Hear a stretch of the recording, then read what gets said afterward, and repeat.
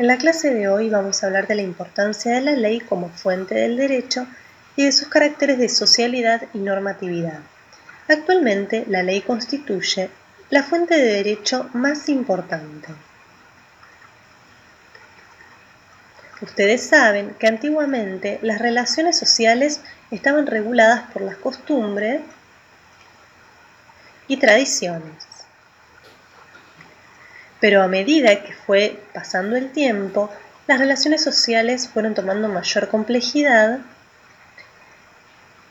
y fue necesaria la aplicación de una norma escrita, ¿sí? Entonces surge la ley, aplicada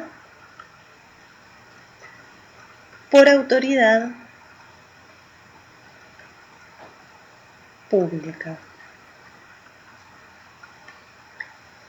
Existen ciertas posturas, como la postura de la Escuela de la Exégesis, que considera que la ley es la única fuente del derecho, ¿sí? Como que la ley agota al derecho. Pero esto no es así.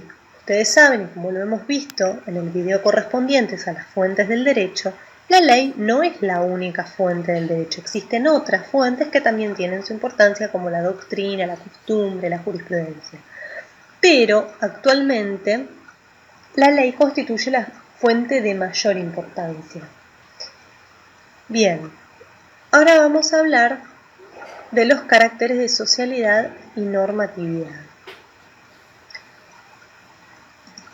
Ya hemos visto en el video correspondiente a la ley como fuente del derecho que tiene los caracteres de obligatoriedad, coactividad y origen público. Ahora vamos a agregarle el de socialidad. ¿Por qué? Porque se dicta para el hombre, la ley, como miembro de la sociedad. O sea, está dirigida al hombre como parte de una sociedad, como miembro de una sociedad. Por ello se dicta para gobernar las relaciones interindividuales. Relaciones interindividuales, es decir, entre individuos. Ustedes saben que el hombre es un ser social por naturaleza que tiende a sociabilizarse con las demás personas. Por ello hablamos del hombre inserto en una sociedad. La ley se dicta para ese hombre que está inserto en la sociedad y se dicta para gobernar las relaciones que se dan entre los hombres. Por eso su característica de socialidad. Ahora vamos a hablar de la normatividad. ¿Por qué normatividad? Porque abarca un número indeterminado de hechos y rige para aquel que esté comprendido en su ámbito de aplicación. A diferencia de otras expresiones del poder público, como por ejemplo un acto administrativo. La ley entonces abarca un número indeterminado de hechos y se rige para quien quiera que esté comprendido en su ámbito de aplicación. No es indispensable que la ley sea perpetua. Quiere decir, no es indispensable que tenga una vigencia indefinida. ¿Por qué? Porque la vigencia la puede establecer la misma ley desde su origen.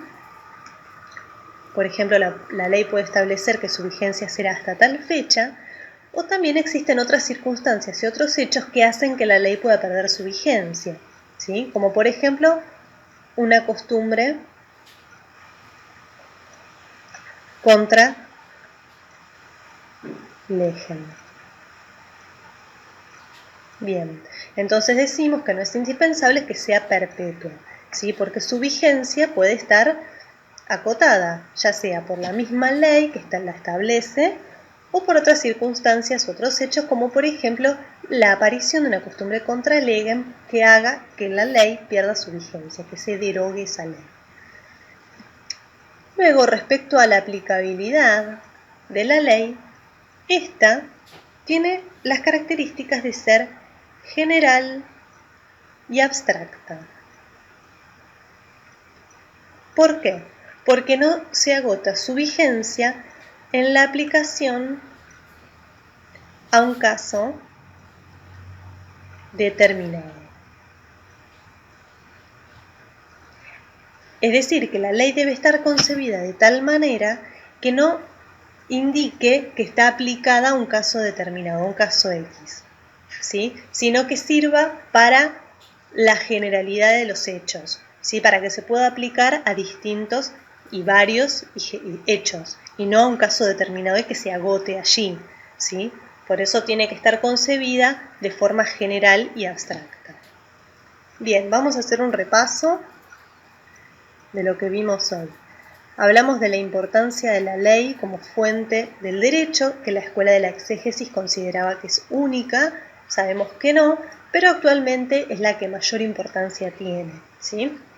Luego vimos la característica de socialidad, porque se dicta para el hombre en sociedad y gobernar las relaciones interindividuales entre individuos.